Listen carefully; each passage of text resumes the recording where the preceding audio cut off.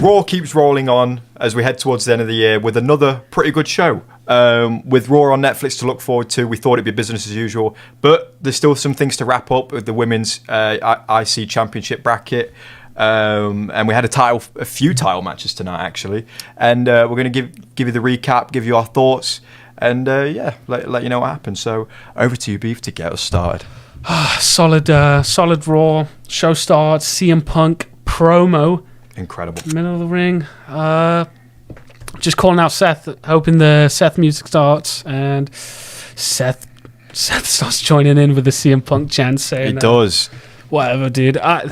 This rivalry's heating up. It is very much heating up. You just hear Seth come over the mic, CM Punk. We don't know where he is. He's not at the entrance ramp.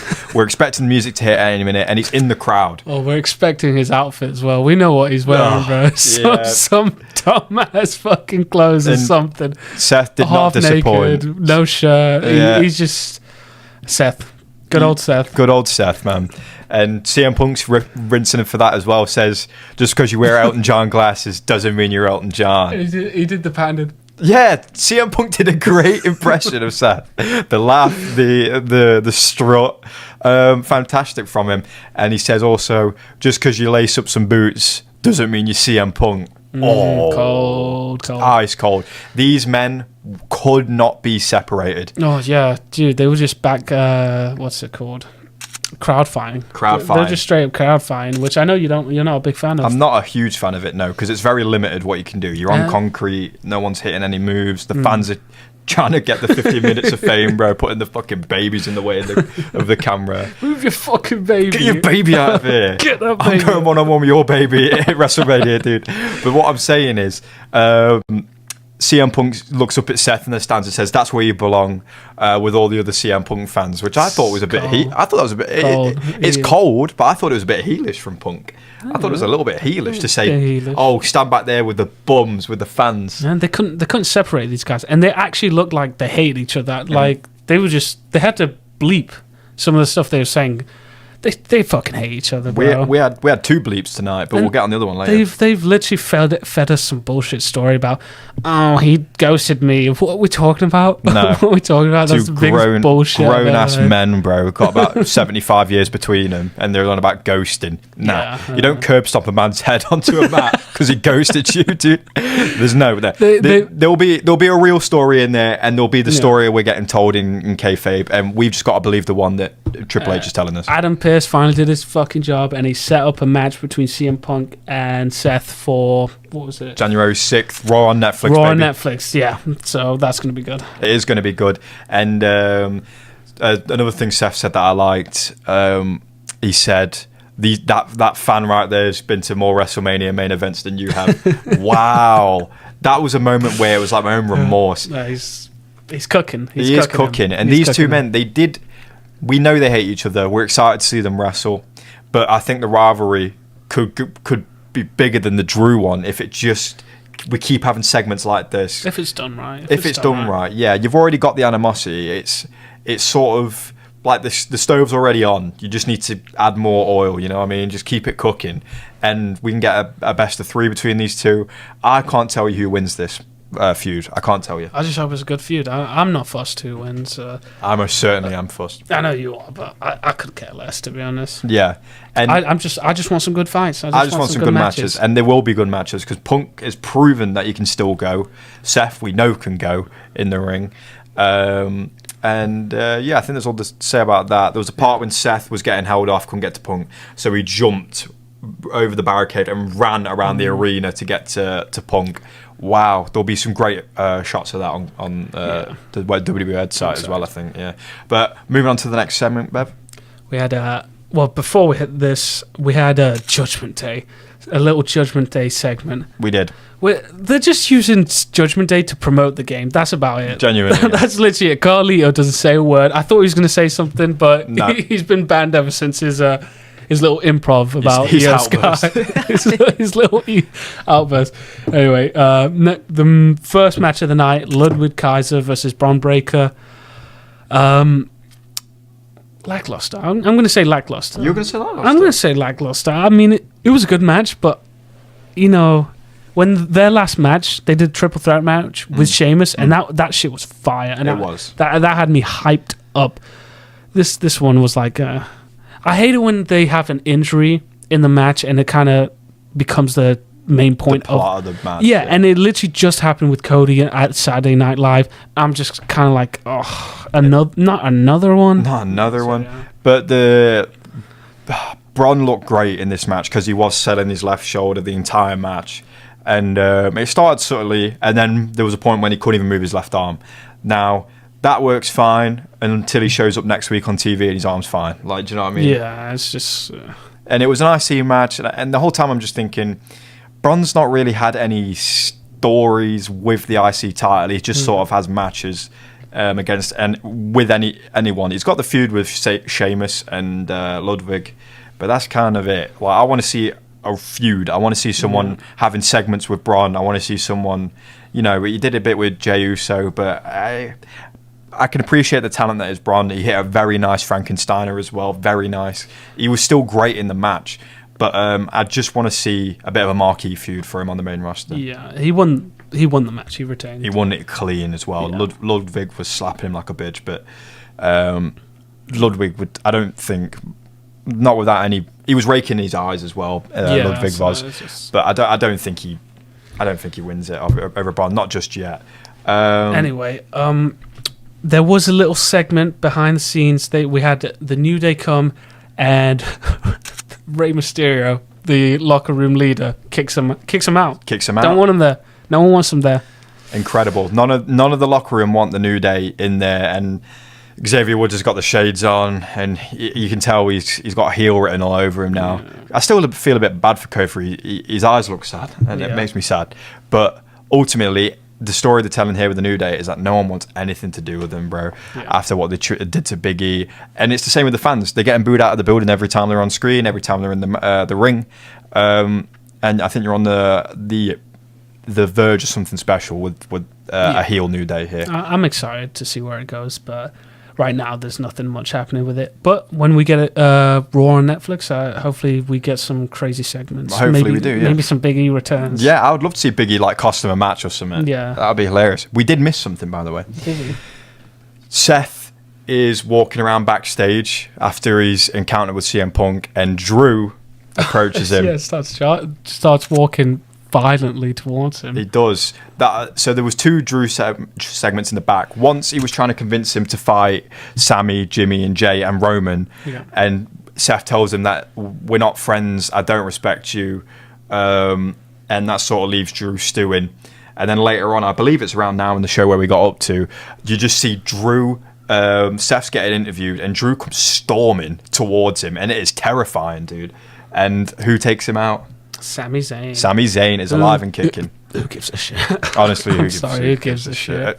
Didn't he just lose a match? He did. I want to see Drew's revenge tour where he's taking everyone out. It's going to take some time, though. I think he could go 3 matches with Sami before we even get there, or at least another one. Not another one. And before I forget this, because I will forget, Kairi Sane, we're having another promo with the New Day, I believe, later on, and you just hear screaming, blood-curdling screaming. Oh, yeah. And Kairi Sane has got her arm trapped between two crates, and the PFC are walking off laughing about it. So I believe that means she will be out of her IC contendership match. Who's going to fill in? Who will fill in? I have no clue. Are we getting a surprise? Will it just be someone we've forgotten about? I don't know. Maybe someone else that's lost in the bracket will get another chance? Or? No, probably someone new. Someone new. They'll probably do a mystery opponent where we'll find out when the match happens. When it happens, yeah. And the music plays. So I want it to be exciting. I want it to be someone from maybe an NXT call-up or with January I just hope it's good. I hope it's good. What do we have next? Liv Morgan promo. She comes on. This year's been the year of the Monday Night Morgan. That was a great impression. The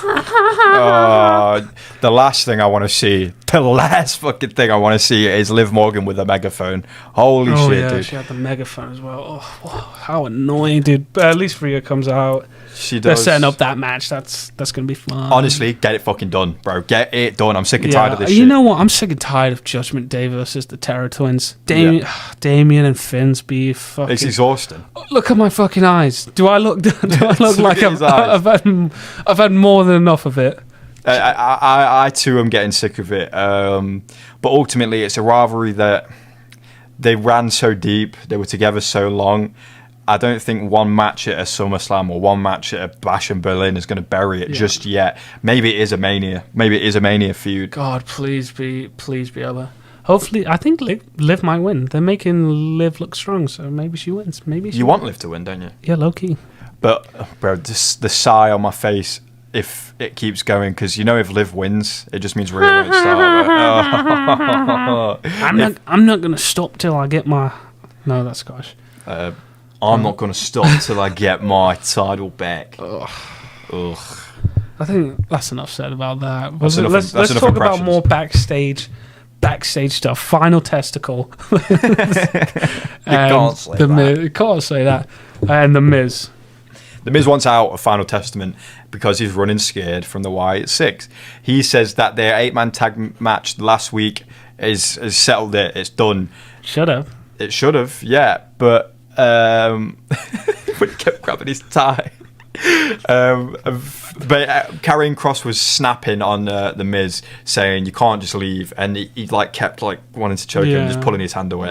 That was funny. Karrion Kross is charismatic. I've seen it in Chris Van Vliet in interviews with him. He's a charismatic, lovely dude, and it's coming through in his character work. He's a great character.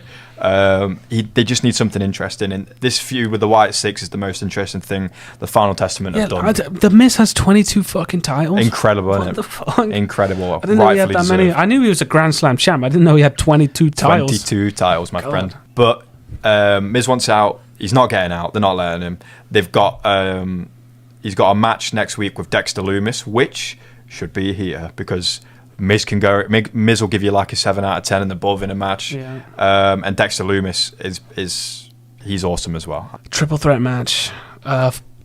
What's it? First round for the IC women's title. PFC. I wrote down PFC. I don't even know her name, bro. Go on, tell us her name. Zoey Stark. This match was better than we thought it would be. No, it was a good match.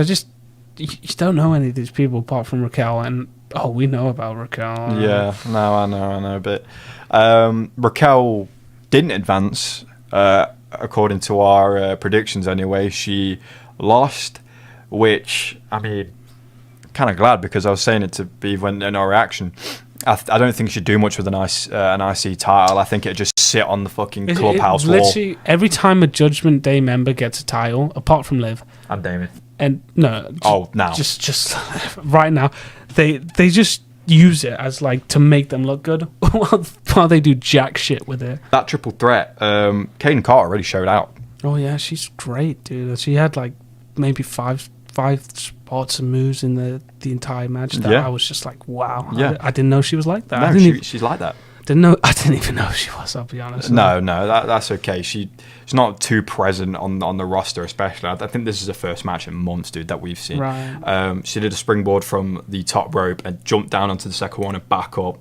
Oh, it was amazing. Yeah. Zoey Stark kind of had a bit of She's good as well. She's good as well. Yeah. She's got that nice, I don't even know what the move's called. What? Like a finisher. The Z360. Yeah, I think that one. It didn't look good tonight, though. No, the finishing one didn't. No, it didn't. And Kaden took the pin, so Raquel's protected, and Zoey advances. And that's all I have to say about that. We get Chad and Alpha Academy squaring off, which sends shivers down my spine, dude. And they threatened Tozawa out of all of them. Yeah. The 160-pounder, bro. Chad has got Akira Tozawa. He wants him. And for the love of all that is holy, if he loses to Akira Tozawa, obviously he's not going to lose to Chad's done. Chad is done. They let him beat the New Day, bro, the other week. I mean, I know it weren't narrative. Well, no, that's narrative-wise. No, but if you want Chad to crash out and do some horrible heel things, losing to Alpha Academy will do it to it. No, but not Tozawa. Maybe Otis. I think that could be a good feud for them if they stop making Otis such a goofball. You know what's heating up? The R-Truth and Butch beef. Oh, God, I can't wait. I think I actually just rather shoot myself than watch all that. I'm not excited for that. Destined for the WrestleMania main event, of course. But Butch is really going to play with his fingers, isn't he? Yeah, I can't wait, dude. But yeah, R-Truth is with the Alpha Academy, making all the kiddies laugh, and Chad comes in, calls them pathetic, said, you've ruined my Alpha Academy. He says, I'm going to have to deal with my darlings. And you're first. And he picks the littlest one. Yeah. He'll probably give Maxine Dupree some hands before he touches Otis, bro, the way it's going. But I know they're loved by the kids, but Otis needs to stop being such a goofball. They could have done something so good with Otis. Even other WWE YouTubers that cover it said that it could have been better. He was so hot, dude. Like, if they stopped being so silly, stuck with the free Otis thing, and had a serious one-on-one with Chad and Otis, it could have been something special. Oh, it was they didn't do it. Up. I remember when it was heating up, and I was so excited to watch it. Well, maybe they'll have another go at it. Hope it might be that. No. And then the main event. War Raiders versus Judgment Day. Hallelujah. Hallelujah. It's over. It's over. It's actually over. 57 days, two title defenses, one title capture. Yeah. What were they doing with the belts, bro? Yep. It's all over, man. We just got these new tag championships. They took them off the Awesome Truth, and that was about it. I enjoyed Awesome Truth's reign very much. Way more. They were having matches every week and dancing, doing the moves. And I'm glad that Ivar and the War Raiders got it, because Ivar can fucking move, and the other guy is unbelievably strong. He is so strong. Holds Ivar with the front body. I mean, he was just playing with everyone. He was just playing with it, dude. We had a great springboard from Ivar as well, where he backed out and elbowed both of them. Just so good. He had a bit of a solo run earlier this year, maybe end of last year, when Eric was injured. And everyone saw how good he was, even when he was dressed like a twat as a Viking. Yeah. Now he's dressed like a war badass. Without the antler woman. Yeah, without the antler woman. Thank God. Maybe she'll come back as something else, but not anytime soon, I hope. Maybe she can come back as a Wyatt 6 with the rest of the rejects. Fit in. So, yeah. And Finn goes to grab a chair to keep his title, and he can't grab it, and then it looks like one of the camera guys is stepping in. Hook comes down, it's Damian Priest. I'm fed up. I'm sorry. How many times is Damian and Finn gonna beef? It's literally so god awful, and then it's not even good, bro. Like this was a surprise tonight, although it very quickly washes over you that it's Damian, and it's just like he got his lick back. He's costing Finn a match. It's nice to see, but yeah, they need to have one more definitive match. But it's not like it's so one-sided. Finn gets packed in every time, and JD was great in this match as well, selling his goddamn arse off. Eric and Ivar were fantastic. Finn was good. He could make us look good in the ring. JD could carry us through. We could have a 20-minute barn burner with JD, my out of shape, panting ass, and JD would be selling his arse off for me. But all in all, good show. Yeah, week 51, we had the banger opening segment. It always feels like there's a bit of a hangover after a PLE.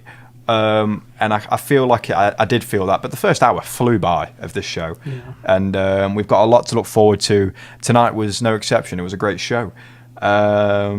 I think that's all to it, right? No, there's nothing more to say. Nothing to say. Comment below your thoughts if you caught it by any chance. If you missed it, and that's what we're here for, baby. But yeah, that's all we've got to say. Like and subscribe if you feel so inclined. Check out our Saturday night's main event coverage. We've got reactions on the TikTok account as well, and subscribe to see what we say about Friday Night SmackDown this week.